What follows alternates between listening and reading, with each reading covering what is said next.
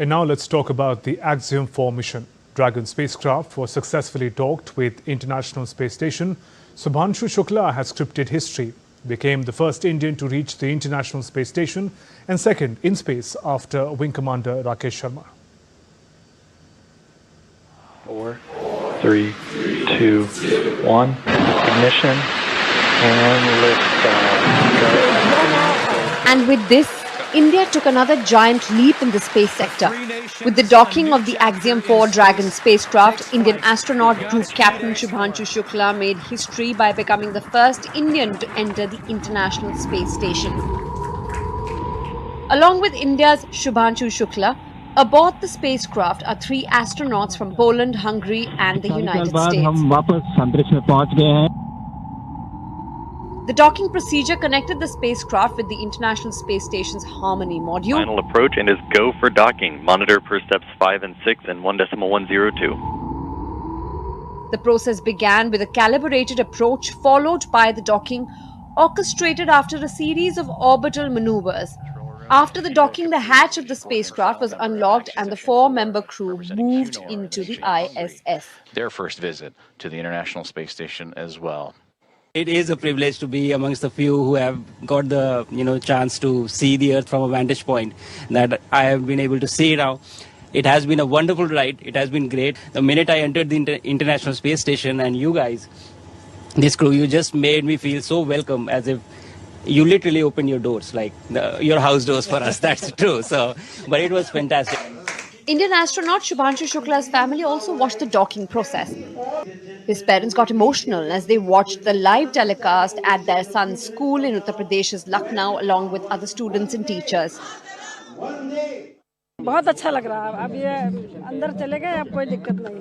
वापसी का इंतजार रहेगा कि जल्दी से आए, जल्दी से मिले आके हम लोगों से, उसी का इंतजार। खुशी है बहुत, अपने को जो है बहुत अच्छा महसूस कर रहे हैं। बच्चे ने सफल उसके जो है डॉकिंग हुई है, इसके लिए हम जो है ईश्वर को बहुत बहुत जो है धन्यवाद करते हैं। बहुत इंडिया के लिए बहुत प्राउड मोमेंट है। हम डेस्परेटली वेट कर रहे थे कि डॉकिंग हो, सेफली वो पहुंचे और उसकी डॉकिंग हो, एंड वो हमने भी देखा and I am so happy कि वो डॉकिंग भी सेफली हो गई है। Indian Minister Jitendra Singh also watched the docking process live.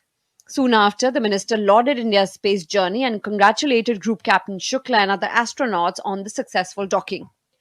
We started our space journey much later compared to the United States or even the Soviet Union. But today, our credibility, the trustworthiness of our capacities has risen to such an extent that it is our talent which is being looked forward to for a collaboration which would benefit others as well. So I think that's a huge change from what it was till a few years back and it is today. Shukla's trip marks the start of a new phase in India's space program, where human space flight would become as routine as satellite launches. Axiom Mission 4 will not only conduct major researches but also promote space outreach activities to encourage the next generation of Indian scientists. This time around, India has been entrusted to perform the most critical part of the expedition, the crucial experiments, particularly those related to life sciences, the various functions or dysfunctions likely to happen with regard to the human physiology. And this is something which is going to have a very critical bearing on all the future expeditions across the world. The Ax-4 crew successfully lifted off on June 25th. The crew will now spend about 14 days aboard the orbiting lab, completing at least 60 science investigations and STEM outreach events.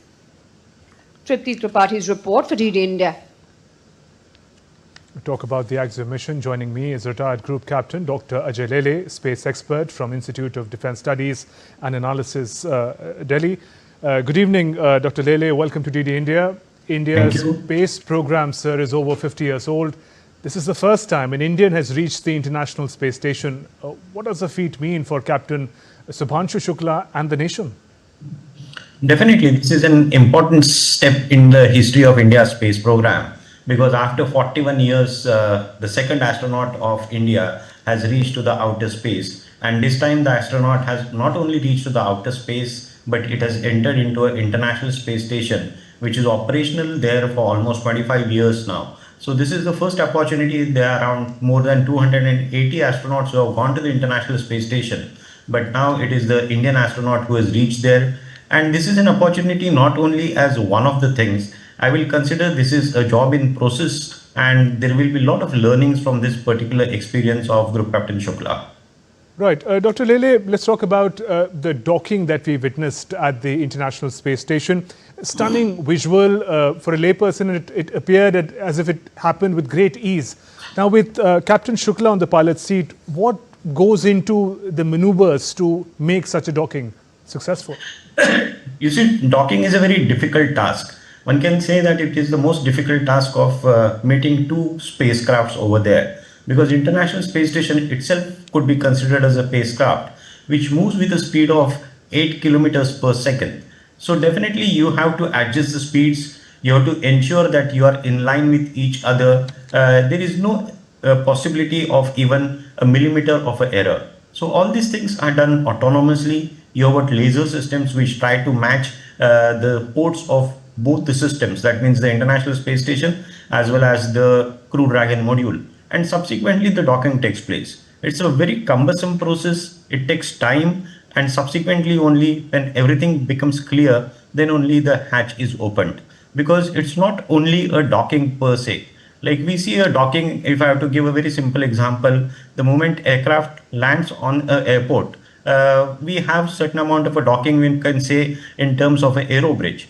But here we have to match the temperatures, we have to match the atmosphere. You have to establish a communication system which will start taking power from the International Space Station. So data transmission, communication transmission, a lot of things are involved. They are very critical things. Everything has to go perfectly as designed and as planned.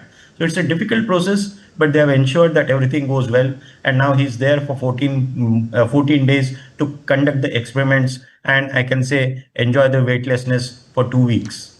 Right, and given the complexities and the invaluable experiences that Captain Shukla is garnering, would serve as an important stepping stone for India's future mission, Gaganyaan for one, which he's a part of. Definitely. If you see, Gaganyaan was supposed to get spaceborne a couple of years back, but owing to COVID crisis and certain other difficulties, the program has got slightly delayed. Now it is expected to happen by 2027. But in between, this opportunity came into being, and India was smart enough to pick up on this opportunity, because now there will be actually learning. Because as far as all these missions are concerned, the 4 astronauts were selected. They were trained in Russia. Subsequently, they came back to India. ISRO has got their own training facility at Bangalore where they were getting trained. But when the opportunity with the Axiom came, 2 astronauts were shifted to United States. They got trained again with NASA. Because the type of a training which is done in Russia is slightly different than the type of a training which is done by NASA, essentially because there is a difference of a spacecraft over there. So I can say that now Shubhanshu Shukla has got training on both the types of the systems. So he will be able to actually identify which is the best possible option for India. He can make certain amount of suggestions based on his real experience. I think real experience counts a lot over here. And the experience is not only traveling to the space, the experience of working on a space station also. Because beyond Gaganyaan, India has got its own ambitions of establishing its space station also. So I think he will bring a valuable information, valuable experience to undertake future missions for India. Right, sir. Before we talk about the manner in which these astronauts are going to spend 14 days at the International Space Station, what do we know about what it feels like? We've seen visuals of zero gravity astronauts floating within the space station, but what kind of an impact, what kind of experience is it for the human body to be in space? You see, as far as human body is concerned, we all are accustomed to gravity.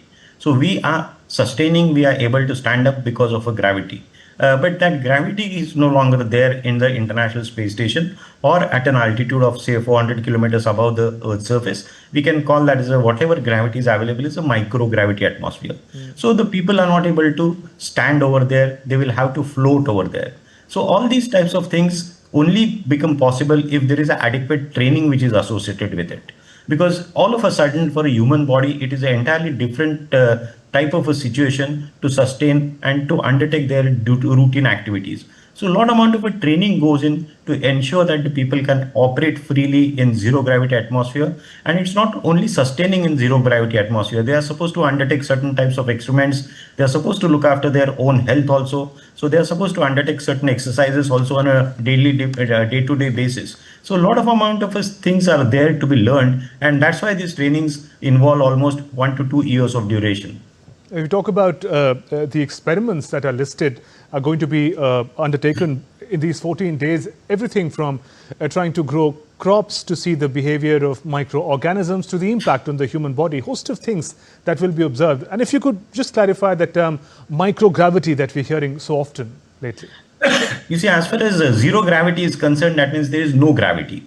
But one will not say that there is no gravity available, because all said and done, you are not going much away from the Earth's surface. You are at an altitude of around 350 to 400 kilometers above the Earth's surface. So there is a certain amount of a very micro element of a gravity which is available over there.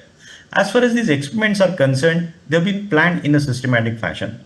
Number one is that ISRO got the first opportunity to undertake experiments into microgravity, because all these days ISRO spacecrafts were going, they were doing certain amount of experimentation, but a long duration of experimentation to undertake in microgravity, there was no opportunity available for ISRO. So ISRO is using this opportunity to undertake experiments in microgravity. Now, which are the Indian agencies which are associated with these experiments? Mainly, there are two agencies along with ISRO which are associated with it. One is the Department of Biotechnology and other is Indian Institute of Sciences. As far as these departments are concerned, particularly the Department of Biotechnology is looking at the future of farming out into the space. It may look as some sort of a fairy tale at this point in time, yes, but that's where the future of farming is going to happen, not only in an international space station, but on various planets like Moon and Mars also. So it is going to take time. It's a plan of around few decades from hence, but you have to start somewhere. And these experiments are done from that perspective. Because if you're talking of taking humans to Moon, humans to Mars, to sustain over there, they will require food. And that food should be palatable to the taste of that particular individual. So under those circumstances, you must have read that there are experiments on methi, there are experiments various on Indian seeds, based on which Indian people eat their day-to-day meals. So that's the way these experiments are getting done. Then there are experiments about muscle techniques, muscle relaxations. So actually what impact will have on an astronomer's body, that also will be studied over there. Fascinating possibilities to be explored. On that note, Dr. Ajalele, appreciate you joining us on the News Hour and sharing your perspective. Thank you so much.